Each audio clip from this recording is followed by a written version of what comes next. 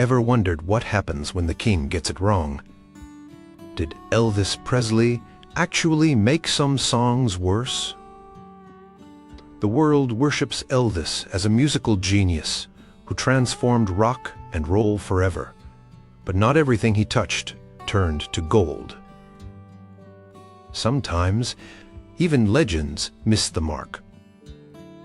Here's a deep dive into 5 Elvis covers that many critics and fans argue didn't do justice to the originals. Number 5, Blue Suede Shoes, originally by Carl Perkins. Have you heard both versions? Carl Perkins wrote and recorded Blue Suede Shoes in 1955, creating a rockabilly anthem that shot up the charts and crossed racial boundaries in music. The song embodied the rebellious spirit of early rock and roll with Perkins' authentic, gritty delivery and innovative guitar work. Elvis released his cover in 1956 on his debut RCA album.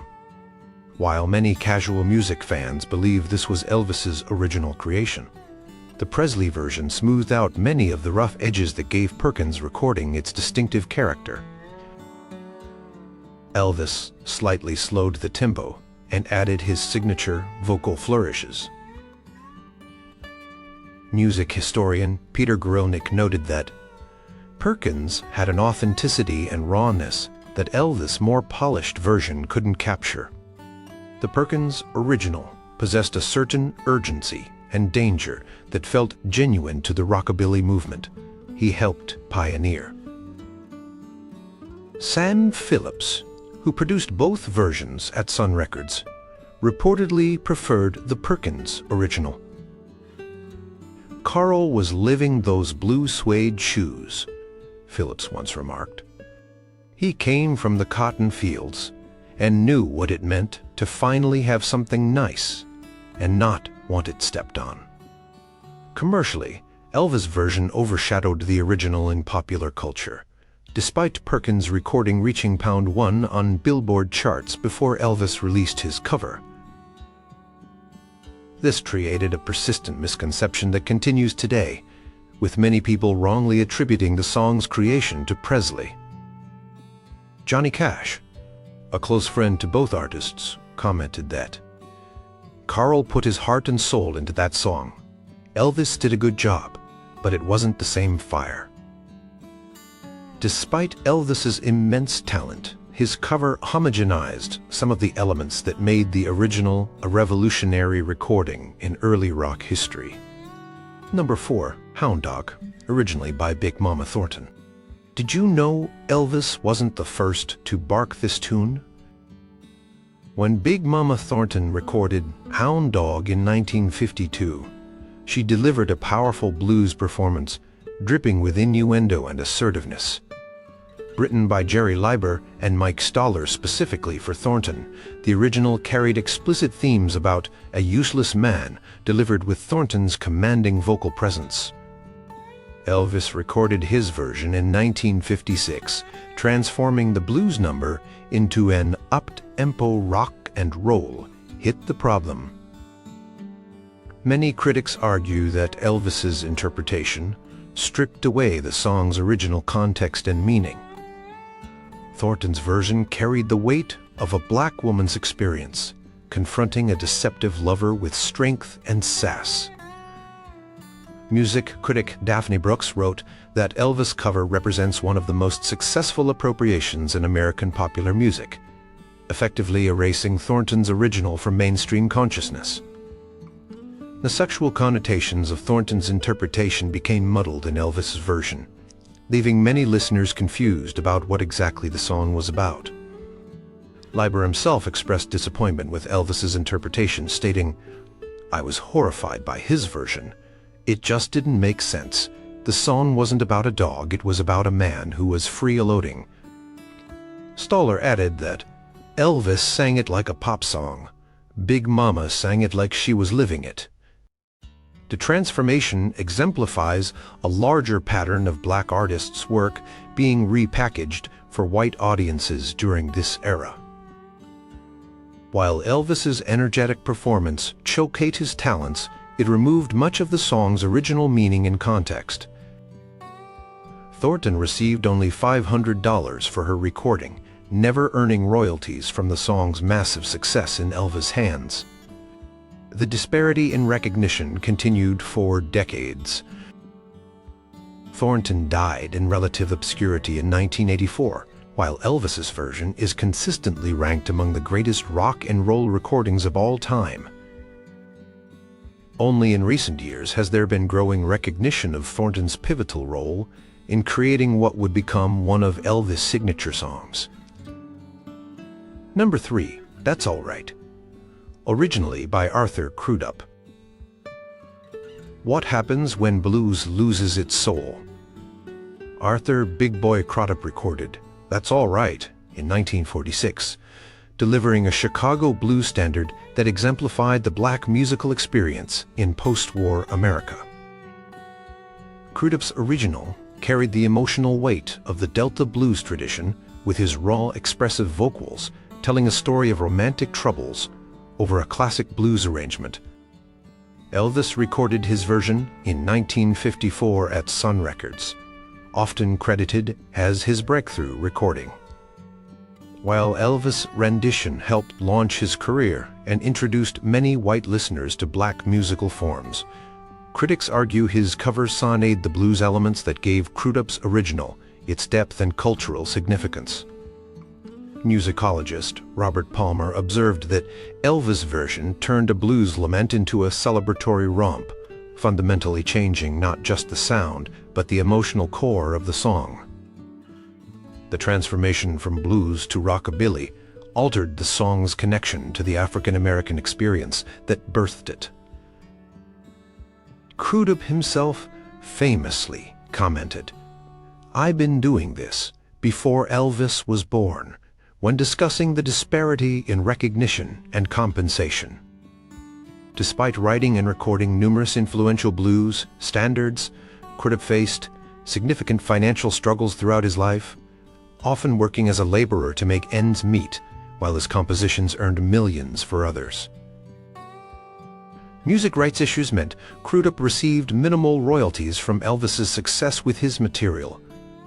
The Chicago Defender newspaper reported in 1971 that Crudup was living in a trailer without running water or electricity, despite having written songs that helped build Presley's early career. Elvis acknowledged his debt to Crudup, once saying, "If I had any ambition, it was to be as good as Arthur Crudup." Despite this recognition, the cultural appropriation aspect of this cover represents a problematic pattern in early rock and roll, where black originators were often sidelined while white performers achieved fame, using their material. Number 2, Polk Salad, Annie. Originally by Tony Joe White. Can you feel the difference between authentic swamp and imitation? Tony Joe White released his original version of Polk Salad, Annie in 1968, drawing directly from his Louisiana upbringing. White's original dripped with authentic swamp rock credentials, his deep growling vocals and funky guitar work creating a genuine sonic portrait of Southern poverty and resilience. Elvis began performing the song in 1970 and included it on his live albums. While Elvis delivered an energetic performance with his powerful vocals, critics note that his version loses the gritty authenticity that made White's original so compelling. The connection to the cultural and geographical context that inspired the song feels secondhand in Elvis-y interpretation. White himself recounted hearing Elvis' version. "I remember thinking, what Elvis doing, Polk? I thought it was the funniest thing I'd ever heard. But he did a great job in his own way." This diplomatic response hints at the fundamental disconnect. Elvis could perform the song, but he couldn't embody its origins the way White did. Music journalist Nick Tosches wrote that White's version feels lived in. Elvis feels like tourism. The backing band arrangements for Elvis's live performances added Vegas showmanship that contrasted with the earthy quality of White's original recording. What began as an authentic piece of Southern storytelling became part of Elvis's stage show spectacle. The imagery of Polk salad, a wild green gathered by poor Southerners, and the harsh realities described in the lyrics came from White's direct experience. His family actually gathered and ate polk salad during lean times. Elvis, despite his Southern roots, was interpreting rather than expressing these experiences, creating a cover that many argue sacrificed authenticity for showmanship. White eventually gained appreciation for Elvis's interpretation, acknowledging that it introduced his song to a wider audience. Nevertheless, music critics consistently rate White's original as the superior version for its authentic connection to the Southern experience it describes. Number 1. Suspicious Minds, originally by Mark James. How could Elvis overshadow the song's creator? Mark James recorded Suspicious Minds in 1968, delivering an intimate, vulnerable portrait of relationship insecurity. The original featured subtle production by Chips Moman, with James' earnest vocal performance creating a nuanced exploration of trust issues between lovers. Elvis recorded his version in 1969, transforming the song into a grand production with horns, backup singers, and his powerful vocal approach. While commercially successful and considered one of Elvis's greatest later career hits, some music critics argue that the bombastic arrangement and performance style overwhelmed the delicate emotional core of James's original composition. Record producer Chips Moman, who worked on both versions, remarked that Mark's version had this vulnerability that Elvis's bigger treatment kind of steamrolled over. The intimate quality of the original gave way to what some called emotional grandstanding in Elvis' interpretation. James's career never reached the heights that Elvis did, despite his considerable songwriting talents. His original recording of Suspicious Minds failed to chart when released, creating a significant commercial disparity between the original artist and the covering superstar. Music critic Jimmy McDonough noted that James wrote and recorded a personal confession. Elvis turned it into a spectacle. The famous fake ending and reprise in Elvis's version added dramatic flair, but arguably undermined the emotional authenticity of the song's message about relationship struggles. The arrangement choices in Elvis's version, the building intensity, the dramatic breakdowns, the soaring chorus showcase producer Felton Jarvis' preference for theatrical production over the restrained approach of James's original. These elements made Elvis's version more commercially appealing, but potentially less emotionally genuine. Despite these criticisms, Elvis' passionate delivery connected with millions of listeners. His interpretation became the definitive version in popular culture, effectively erasing James's original from public consciousness. This pattern repeated throughout Elvis's career. His enormous cultural presence often overshadowed the originators of songs he covered. Do we sometimes love the wrong version?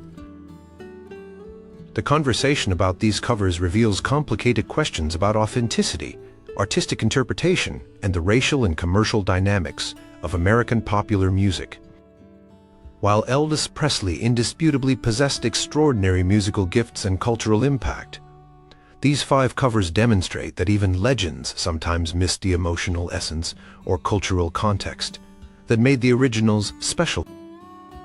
What's your take? Did Elvis improve these songs, or should we rediscover the originals?